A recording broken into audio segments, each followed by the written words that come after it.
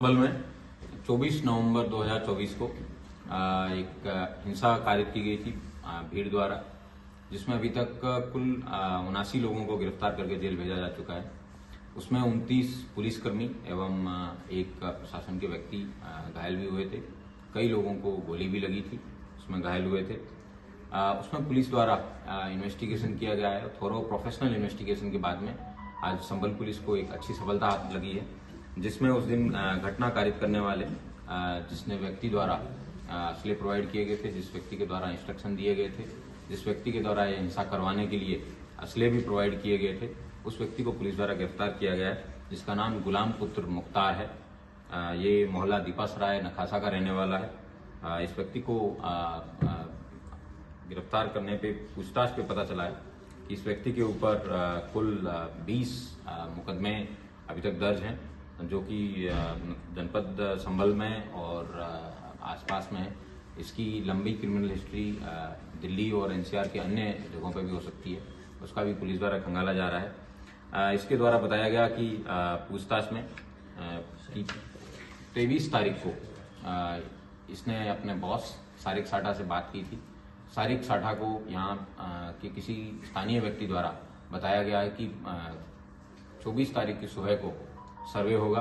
सर्वे के समय किसी भी सूरत में वो सर्वे नहीं होने देना है। पूछताछ के दौरान इसके द्वारा ये एडमिट किया गया कि जो सारिक साठा है ये एनसीआर से गाड़ी चोरी करवाने की गैंग का सरगना है। वो भी आज से कुछ साल पहले फर्जी पासपोर्ट बनाने के बाद में यहाँ से विदेश चला गया है। ये वहीं से बैठ के इस गैंग को संचालित करता है और यहाँ भारत में उसका काम करने के लिए ये व्यक्ति गुलाम है, ये काम करता है। और गुलाम द्वारा दिल्ली एनसीआर से गाड़ियाँ चोरी करके उनको मणिपुर, नॉर्थ ईस्ट में, कलकत्ता में, मणिपुर में, बर्मा बॉर्डर पे दी जाती है और उसके बदले में इनको असले मिलते हैं और उन असलों को देश भर में सप्लाई करने का काम ये करता है। इसी में ही पुलिस को और अच्छी सफलता मिली, जिसमें पुलिस द्वारा इससे जब रिकवरी की गई है इसकी निशानदेही पे, तो एक 9mm की पिस्टल पुलिस को इसके पास से मिली है।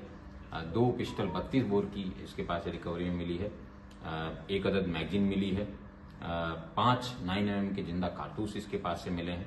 एक तमंचा है, वो 315 बोर का इसके पास से मिला है। .22 के भी कई कारतूस मिले हैं। 30 बोर के भी इसके पास से कारतूस मिले हैं। और उससे भी ज़्यादा बड़ी चौंकाने वाले तथ्य ये हैं कि इसके पास से एक BO-06 Dynamit Nobel Aktiengesellschaft Troisdorf Germany लिखा हुआ एक बॉक्स मिला है, जिसमें उसके 12 बोर के 20 कारतूस मिले हैं, जबकि उस बॉक्स पे 12 बोर के 7 कारतूस मिले हैं, जबकि उस बॉक्स पे लिखा है 20 कारतूस का। इसका मतलब इसने 13 कारतूस कहीं अन्य जगहों पे इसने प्रयोग भी किए हो सकते हैं। ग्रेट ब्रिटेन का भी इसके पास से एली नॉच करके एक कवर है और वो मिला है। और मेड इन इंडिया की पैनी के इसके 12 के AF के और चेकोस्लोवाकिया के बने हुए इसके पास मेड इन चेकोस्लोवाकिया के भी कारतूस हैं, वो मिले हैं।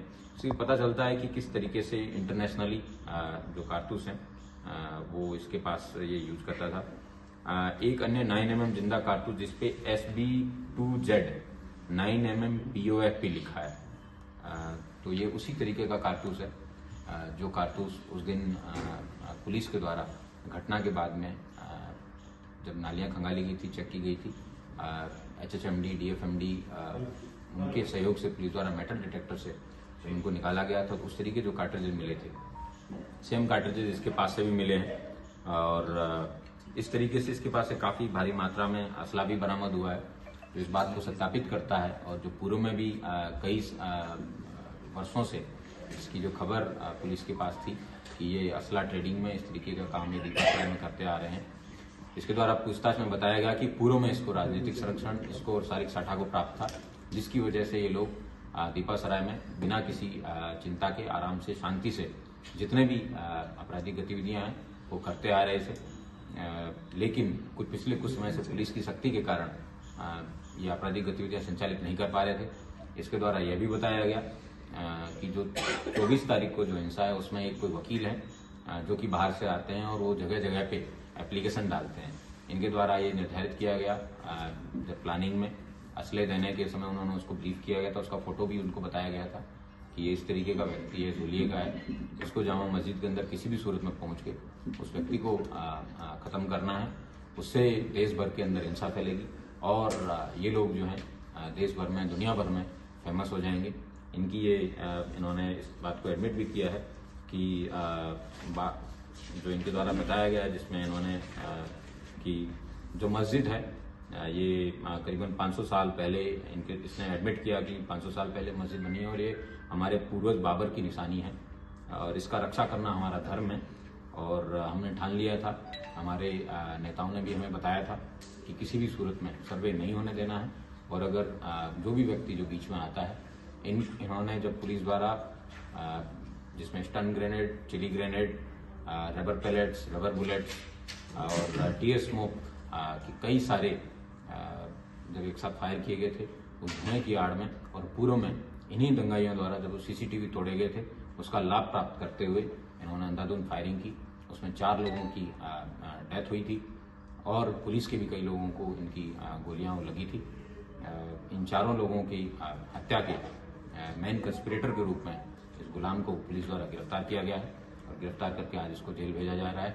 इसकी और मोबाइल में इसने काफ़ी सारा डेटा डिलीट किया है, लेकिन गोल्ड स्मगलिंग और इस तरीके की तमाम चीज़ें हैं, उसकी लाभप्रद जानकारी पुलिस को प्राप्त हुई है। लेकिन इसका मोबाइल है वो लैब में भेजा जाएगा, वहाँ से जो भी लाभप्रद सूचना पुलिस को मिलेगी, पुलिस उसको इन्वेस्टिगेशन में भी शामिल करेगी। क्या इसके राजनीतिक कनेक्शन है और किसी राजनेता के कहने पर दूसरे राजनेता के बेटे या परिवार के किसी व्यक्ति पर इसका